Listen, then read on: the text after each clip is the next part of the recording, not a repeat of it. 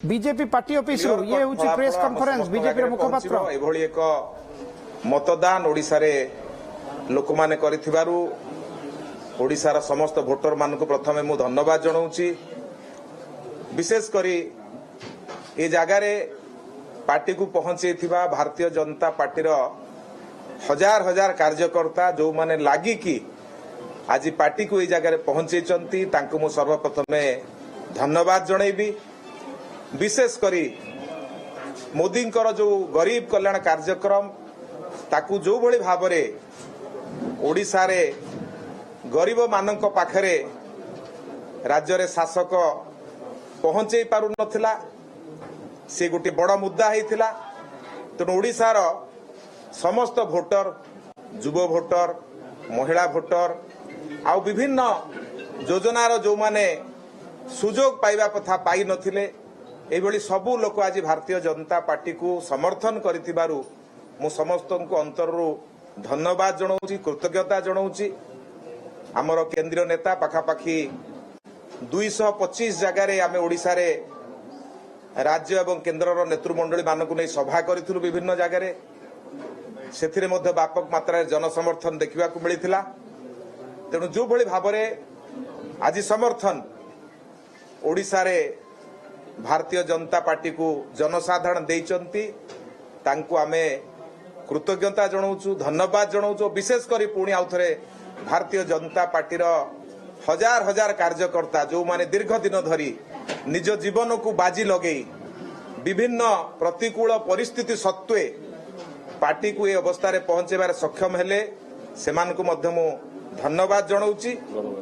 एवं सबुठु बड़ भूमिका थिला गणमाध्यम संस्थार आपण माने जो भली भाव ए सरकार विभिन्न प्रकार योजना तले न पहुंचे पारिबार दृश्य जनमानस को आनी थिले। तेणु आपण मान को मध्य मु अशेष धन्यवाद जनाऊची। ये जो जनादेश आसीची ये गोटे गुरु दायित्व निश्चित भाव आउ किछि समय परे यार स्पष्टता आपण मान आगे आसीबो। स्पष्टता आसिले पुणी आमे परवर्ती समय पुणी आपण को गणमाध्यम विशेष भाव जिते घोषणा हो सार आम जनइबू। तेणु आपण मैंने दीर्घ समय धरी एठी उपस्थित अछंती सकाळु विभिन्न प्रकार समाचार परिवेषण करुचंती। आपण माने दीर्घ 2-2.5 मास धरी विभिन्न स्थान रे आपणकर गणमाध्यम प्रतिनिधि माने जो भली भाव निर्वाचन कार्य को कभर करुथुले आपण मानकु मध्ये आमे धन्यवाद जनाऊचु। तेणु ये पर्व ये गोटे दायित्वर पर्व, गोटे बड़ दायित्व भारतीय जनता पार्टी हाथ को ओडिशावासी दवापाई मनस्थ करिसंती। जहा वर्तमान ट्रेंड पाखापाखी जदिओ 14 राउंड पाखापाखी गणति हो साराणी आउ कौटी अल्प अल्प राउंड अच्छी। तेणु संध्या सुधा आम गोटे क्लीयर कट वार्ता पाई परिबा। तेणु ता भितर आपण मानकु समस्त को मु धन्यवाद जनाऊची।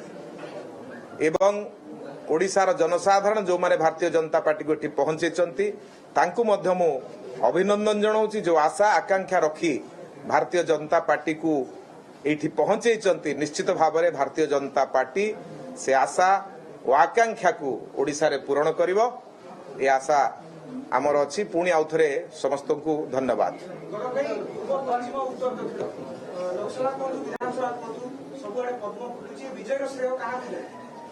देखंतु ये विजय होची ओडिशावासींकर विजय। दीर्घ समय धरी ओडिशावासी अवहेलित होउथिले। एठी ओडिया अस्मिता विपद रे थिला। ओडिया भाषा को पददलित करा जायथिला। ओडिया युवक को दादन खटिबा को जीवा पड़िथिला। गरीब मार पुओ पाई चिकित्सार सुविधा नथिला। डाक्तरखाना रे एठी डाक्तर नथिले। एठी गरीब पिलाटीए पाठ पढ़िया जदिओ बड़ स्कूल खोला होता स्कूल भितर शिक्षक नथिले। तेणु नाही नाही राज्य होइकिर थिला ओडिशा। मिछरे गुड़िए प्रचार करा जाउथला।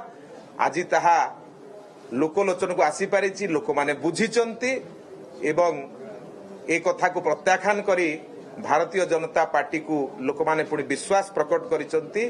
तेणु जनसाधारण को यार श्रेय आमे दबु। लक्ष लक्ष कार्यकर्ता जनसाधारण एवं गणमाध्यम कर्मी माने विभिन्न प्रकार समस्त जगह गणमाध्यम कर्मी माने जो भाव विषय को पदा गणुले ये समस्त को आमे ଆଜିର ଏ ଘଟଣା ପାଇଁ ଶ୍ରେୟ ସେମାନଙ୍କୁ ଦେବୁ। ଆପଣଙ୍କୁ ସହାୟକ ହେଲା ଏବଂ ଲୋକମାନେ ଓଡ଼ିଆ ଅସ୍ମିତାକୁ ପରିଚୟ ପାଇଁ ବା ଓଡ଼ିଆ ଅସ୍ମିତାର ପରିଚୟ ପାଇଁ ଚାହିଁଲେ କି ସେଥିପାଇଁ ଆପଣଙ୍କୁ ବାଛିଲେ? ଦେଖନ୍ତୁ, ଓଡ଼ିଆ ଜାତି ଏକ ଏଭଳି ଜାତି ଯୋଉ ସମୟରେ ଓଡ଼ିଶାରେ କେହି ରାଜା ନଥିଲେ, ଅଶୋକଙ୍କ ସମୟର କଥାକୁ ଆପଣଙ୍କୁ ମନେ ପକେଇବାକୁ ଚାହେଁ, ଯାହା ଇତିହାସ ପଢିଲେ ଜଣାପଡେ।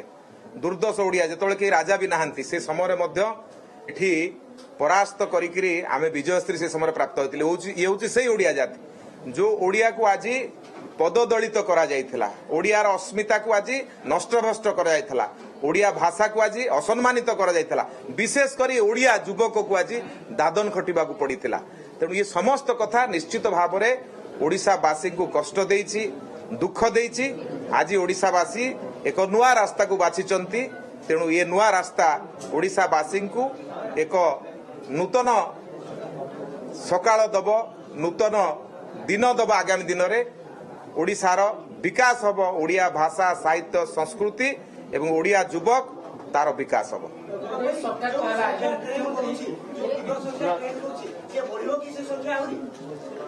ଦେଖନ୍ତୁ, ମୁଁ ଜ୍ୟୋତିଷ ନୁହଁ, ମୁଁ ଜମା ଆପଣଙ୍କୁ କହିନି କେବେ କେତେ ସିଟ୍ ଆମେ ପାଇବା। ଆପଣମାନେ ବାରମ୍ବାର ପଚାରିଛନ୍ତି। ଆମେ ସମସ୍ତେ କାମ କରୁଥିଲେ, ଯାହା ଫଳ ଆସିବ ସେ ଫଳ ଆମ ସମସ୍ତଙ୍କ ଆଗରେ ଅଛି। ବଢିବ କମିବ ଆମେ ଜମା କହିବା ନାହିଁ। ଆମେ ଦେଖୁଛେ ଯେ ଗୋଟେ ଟ୍ରେଣ୍ଡ ଚାଲୁଛି, ଟ୍ରେଣ୍ଡରେ ପ୍ରତ୍ୟେକ ରାଉଣ୍ଡରେ ଭାରତୀୟ ଜନତା ପାର୍ଟି লিড କରି ଯାଉଛି। ସକାଳୁ ଯୋଉ ଟ୍ରେଣ୍ଡ ଚାଲିଛି ଦେଖନ୍ତୁ, ସବୁ ଟ୍ରେଣ୍ଡରେ লিড କରି ଯାଉଛି, କୋଉଠି ଫଲ୍ କରୁନି। ଏବଂ ମୁଁ ଆପଣଙ୍କୁ ଗୋଟେ କଥା କହିବି, ବରଗଡ଼ରେ ଆପଣ ଦେଖନ୍ତୁ ପୁରା କ୍ଲିନ୍ ସୁଇପ୍, ଗୋଟେ ଜାଗା ଆପଣ ଦେଖୁ, ଧୀରେ ଧୀରେ ଆମେ ବିଭିନ୍ନ ନିର୍ବାଚନ ମଣ୍ଡଳୀରେ ଜିତି ଆସୁଛନ୍ତି। ତେଣୁ ନିଶ୍ଚିତ ଭାବରେ ବର୍ତ୍ତମାନ ଯୋଉ ଟ୍ରେଣ୍ଡ ଚାଲିଛି ଏ ଟ୍ରେଣ୍ଡ ବଳବତ୍ତର ରହିବ ବୋଲି ଆମେ ଆଶା କରୁଛୁ। ସନ୍ଧ୍ୟା ସୁଦ୍ଧା ଗୋଟେ କ୍ଲିୟର କଟ୍ ବାର୍ତ୍ତା ଆମ ସମସ୍ତଙ୍କ ଆଗରେ ଆସିଯିବ।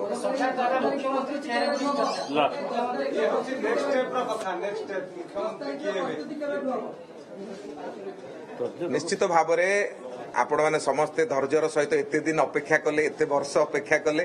ତେଣୁ ଆମେ ଆଉ ଟିକେ ସନ୍ଧ୍ୟା ସୁଦ୍ଧା ଅପେକ୍ଷା କରିବା। ଯେତେବେଳେ ସ୍ପଷ୍ଟ ଭାବରେ ଚିତ୍ର ଆମ ପାଖକୁ ଆସିଯିବ, ରେଜଲ୍ଟ ଆସିଯିବ, ସେତେବେଳେ ଆମେ ନିଶ୍ଚିତ ଭାବରେ ଆପଣମାନଙ୍କ ଆଗରେ ଯେଉଁ ସୂଚନା ଗୁଡ଼ିକ ଆପଣଙ୍କୁ ପ୍ରାପ୍ତ ହେବାର ଆବଶ୍ୟକ ତାକୁ ଦେବୁ। ମୁଁ ଭାବୁଛି ଆପଣମାନେ ଧୈର୍ଯ୍ୟର ସହିତ ଅପେକ୍ଷା କରନ୍ତୁ। ମୁଁ ଅନୁରୋଧ କରିବି, ପୁଣି କିଛି ସମୟ ପରେ ଆଉ ଗୋଟେ ବ୍ରିଫିଂ ହବ, ଆପଣମାନେ ଅପେକ୍ଷା କରିବେ, ସହଯୋଗ କରିବେ। ଆସିବ ଟାଇମ୍ ଟୁ ଟାଇମ୍ ଆପଣଙ୍କୁ ସୂଚନା ଦିଆଯିବ। ହଉ, ସମସ୍ତଙ୍କୁ ଧନ୍ୟବାଦ।